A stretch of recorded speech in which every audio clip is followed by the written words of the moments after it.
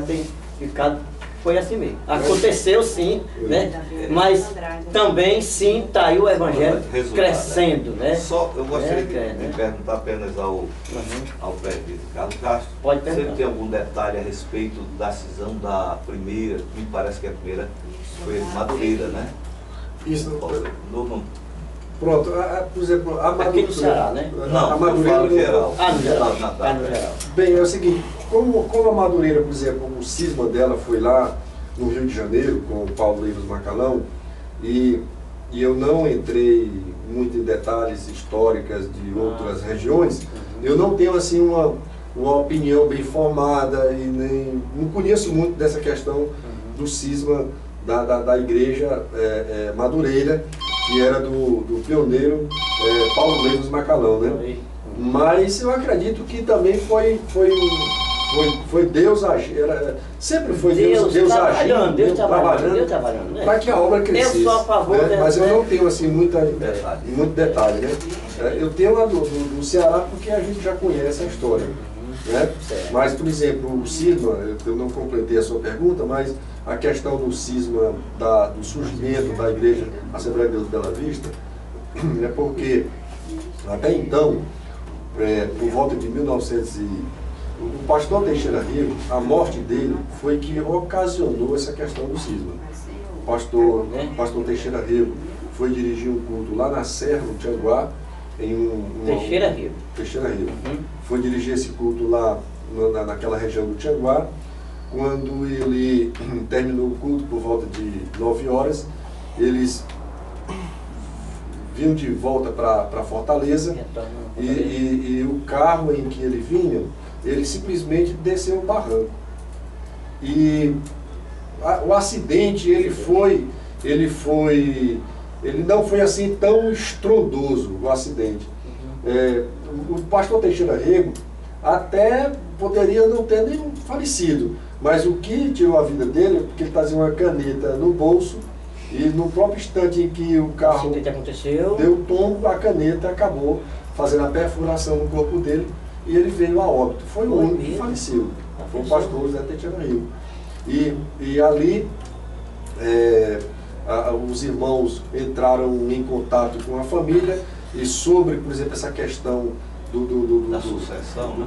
Do acontecimento da morte dele, ele foi levado para uma casa, o corpo lá foi colocado em cima de uma tábua lá para esperar os irmãos para pegarem o corpo. Não tinha hospital, não tinha nada. Não tinha nada disso. Isso foi... Aliás, não existia nada Ele disso. faleceu, se eu não me falar a memória, foi dia 5 de janeiro de 1960.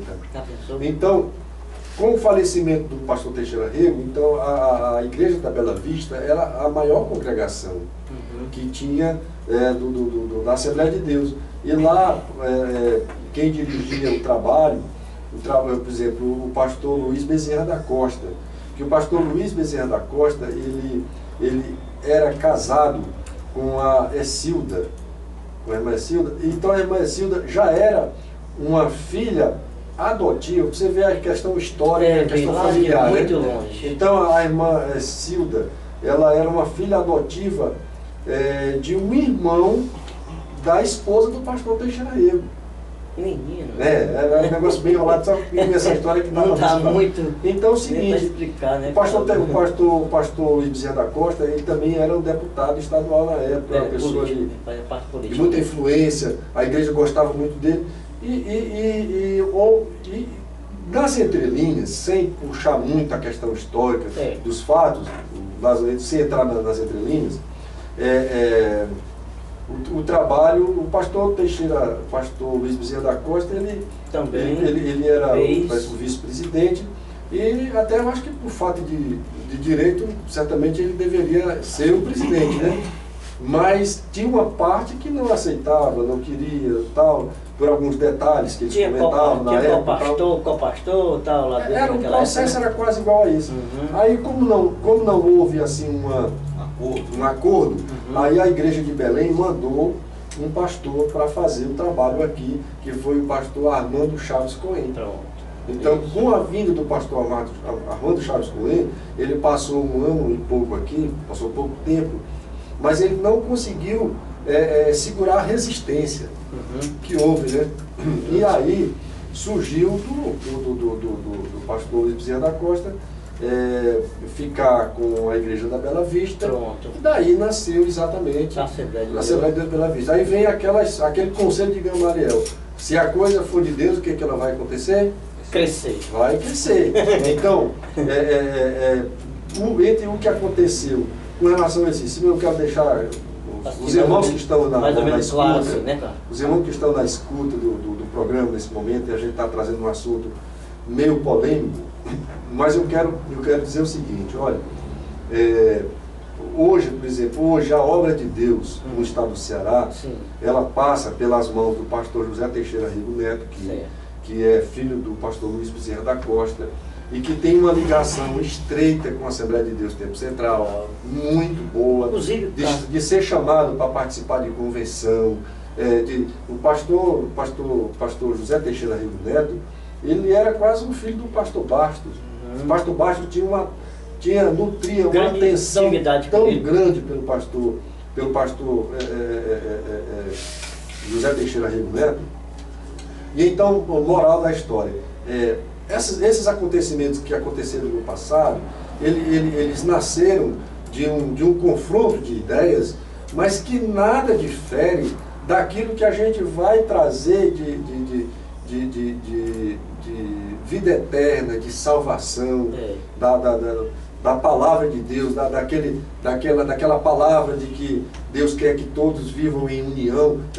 Hoje, a união, naquela época mesmo, houveram as reconciliações, a reunião pairou, aquela união entre os irmãos realmente pairou. Prosseguiu, então, né, cara? Tudo, olha, as coisas, tem coisas que acontecem que nós não conseguimos dar explicação.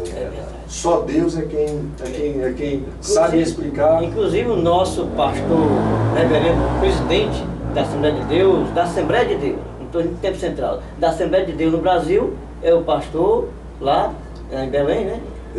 Que é irmão. Não, é o seguinte, ele é de São Paulo, o pastor José Wellington Bezerra da Costa. Ele era irmão do Luiz Bezerra da Costa. Correto, exatamente.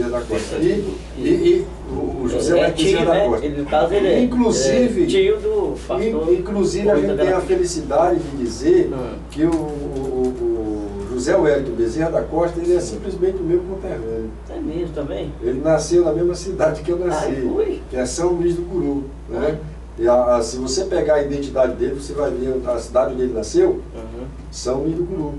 Cidade natal. Então, por exemplo, o Lauro Costa, que é o pai deles, o Lauro Costa, ele creu no Evangelho aqui por volta de 1945.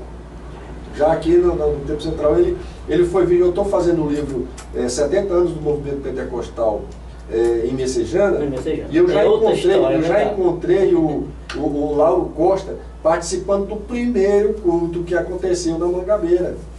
Que fazia parte de Messejana. Aqui na Messejana. Entendeu? Tem história. Então são detalhes assim, fora de sério. A história da igreja é uma primazia tremenda. Que a gente, por exemplo, como eu tenho, por exemplo, como eu já conheço assim as ramificações históricas de tudo, então quando eu me deparo com uma informação, aí eu já consigo fazer toda a ligação que aquele assunto precisa.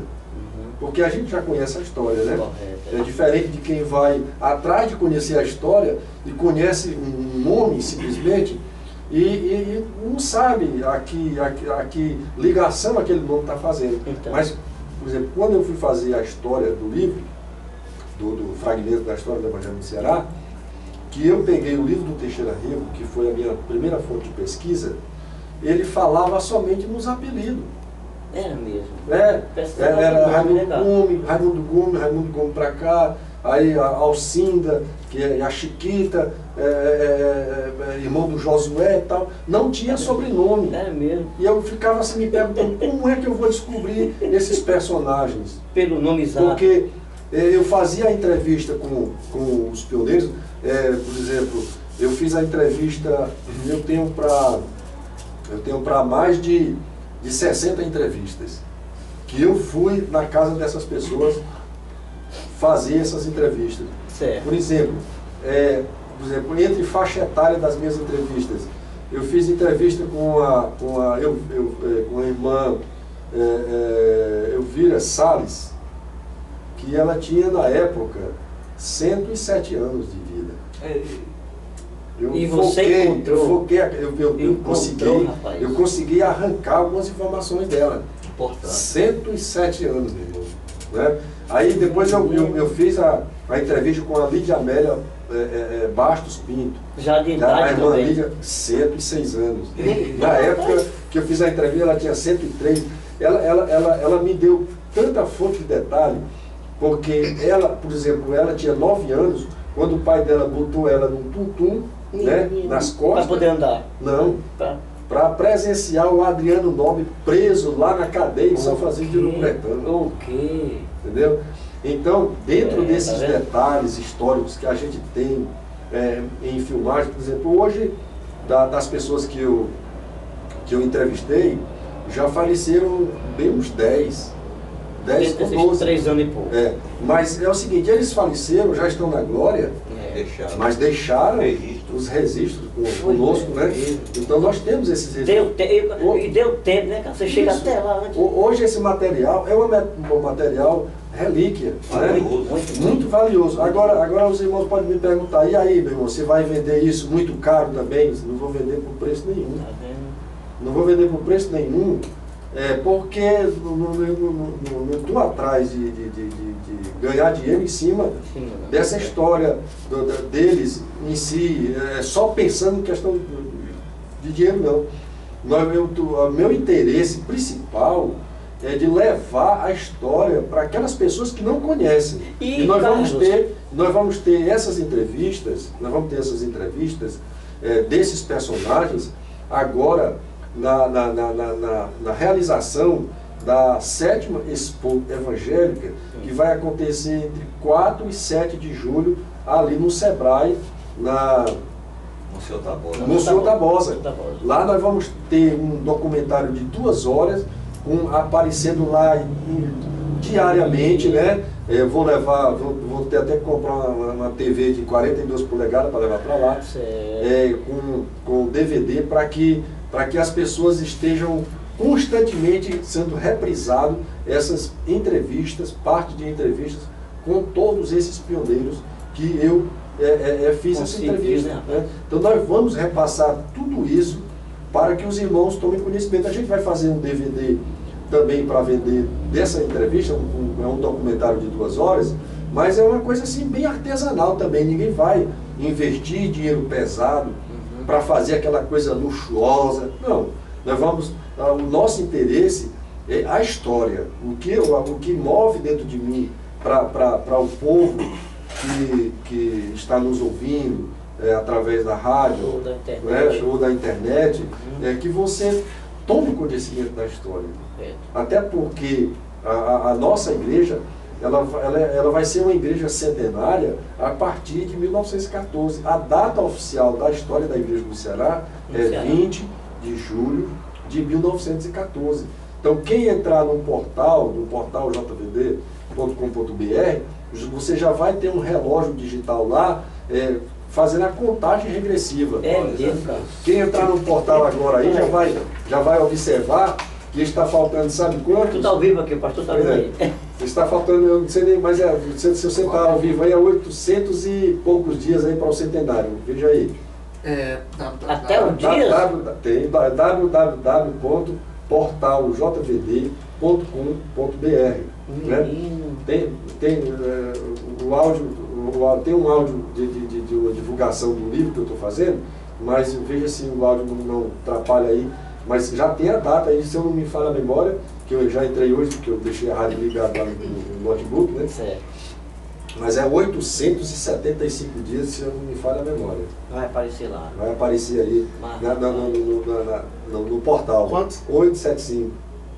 Conferir, pastor? Então, 870. Tá certo.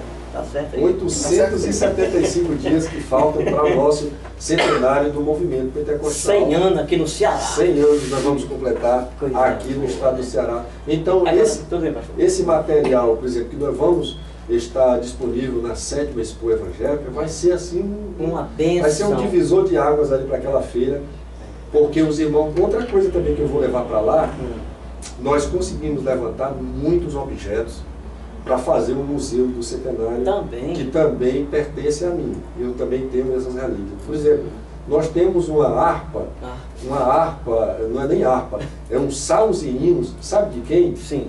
De um dos maiores personagens do movimento pentecostal no Brasil, que esteve no Ceará como pastor entre 32 e 45, mais ou menos, que se chama Orlando Spencer Boyer, um americano, Orlando Spencer Boyer. Então eu tenho esse salmo hinário autografado por ele, que esse salminário é datado de 1920. E ele vai estar lá numa vitrinezinha lá, para os irmãos já verem, já saborearem como era ali aquele instrumento ali que o Orlando Spencer Boyer tanto... Se chama artigo evangélico, sim, 100% artigo 100%. Nós temos uma Bíblia, uma Bíblia, por exemplo, que ela pertenceu ao pastor Adriano Ferreira da Costa. Sabe de quando? Do dia em que o primeiro pastor da Assembleia de Deus, chamado Vicente Salles Bastos, que eu não entrei no nome dele ainda, Vicente Salles Bastos, que ele foi o primeiro pastor consagrado no estado do Ceará pelo... não há assim uma formação, historicamente eu não posso dizer, foi o Adriano Nobre que consagrou ele ou foi o Vingre? Foi um deles dois que consagrou. Mas foi um deles dois. Isso para ser verdadeiro, porque eu não posso dizer assim, foi o Adriano Nobre, ou então, eu não tenho prova. Foi o Vingre, também não tenho prova, mas foi ou ele, deles. Ou foi o Vingre, ou foi o Adriano Nobre. Né? Maravilha. Eu acho, aí eu posso emitir a opinião de historiador, conhecedor da história.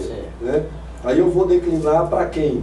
Eu vou declinar para o Vingre. Para o Vingre, né? Está entendendo? Então, nós vamos ter, por exemplo, essa Bíblia do pastor Adriano Ferreira da Costa, também na vitrine lá. Ela é simplesmente a Bíblia, sabe de quando? De 1878. Meu Deus! Coisa tremenda, né? De 1878. Não sei se eu vou levar, porque talvez não vá levar, porque esse é relíquia demais. Esse é muito relíquia, então eu não vou levar. Eu vou deixar mesmo para o museu, que é um candeeiro que Adriano Nobre, que iluminou os caminhos de Itapajé em 1914, quando ele esteve lá com os irmãos. Então, mas né, pastor? Nós temos esse candeeiro. Esse candeeiro é algo assim extraordinário. Não precisa nem chorar não, Valmir, porque é muita coisa tremenda. O Evangelho, você sonha em quem conhece a história desses homens, como eu passei a conhecer, Valmir, como é que pode, por exemplo, o Luiz Gonzaga Bastos, que foi um grande pioneiro em Itapajé, como é que se admite, rapaz, olha, esse homem, ele saiu para evangelizar certa vez, casado recente do segundo casamento dele, e ele saiu para evangelizar. Esse trabalho que ele fez durou em torno de 20 dias, porque naquela época era assim. Eles saíam, botavam um maturão nas costas e saía de fazenda em fazenda levando a semente. Muitas vezes era um jumentinho, cavalo, nem tinha. Nem bicicleta não tinha. Muitos não levavam animal, sabe por quê? Não tinha nem. Porque o seguinte, ele ia para demorar muito tempo. Tinha rios, tinha, sei lá. Nem tanto isso. Eles iam para demorar muito tempo. Então eles preferiam ir a pé. Meu Deus. Até porque indo a pé, ele já podia encontrar alguém no caminho e tal, já ficava mais fácil de pregar o evangelho. Então, ele saiu para esse trabalho evangelístico dele e simplesmente quando ele voltou, fazia um dia que a mulher tinha falecido. A esposa dele? A esposa faleceu. Ele saiu, deixou a mulher... A esposa dele tinha 32 anos, mais ou menos. Muito nova. Né? Quando ele chegou, fazia um dia que ela tinha falecido. Aí o irmão que declinou na entrevista disse, olha, ele simplesmente levantou os olhos para o céu, se dirigiu lá para o cemitério, e lá no local onde ela foi sepultada, ele sentou lá e passou o dia todo chorando. A lida do Evangelho naquela época, né? São histórias assim tremendas. Se Eu sou fraco para chorar, mas eu imagino. Se você acha difícil dar uma carreira para a igreja morando perto porque está chovendo, quer ter medo de se molhar, 3, 4 quarteirões. É porque você não nasceu num século, na década de 20, de 30, porque naquela época nada impedia do evangelho ser alcançado por esses homens. Então, olha, entre histórias e materiais, esse assunto que eu estou falando para vocês aqui, não está no livro. Porque não dá para entrar no livro. Você só pegou por fora, né? Não dá para a gente jogar no livro, porque senão ia ficar um volume muito grande, né? Então, entre essas histórias e outras mais que a gente tem, e que gradativamente a gente vai ter o privilégio de passar para os irmãos. Maravilha. Pastor, mais uma pergunta? Vamos colocar aqui, já daqui a pouquinho, 2 louvores na pedido dos irmãos que ligaram. Eu vou só resumir aqui, depois do pastor bota os louvores. Isso, pode fazer. Nós viemos aqui para fazer um culto, né? Culto de louvar a Deus. Esse culto foi realizado. Hoje nós, além do relato histórico que o presbítero Carlos Castro passou, não só aqui para o Ceará, para Fortaleza e para o mundo através da internet. Correto, tem muitas pessoas no mundo afora ouvindo este relato maravilhoso, esse acervo, né? Esse computador ambulante que Deus deixou aqui no nosso meio, né? Tanta história.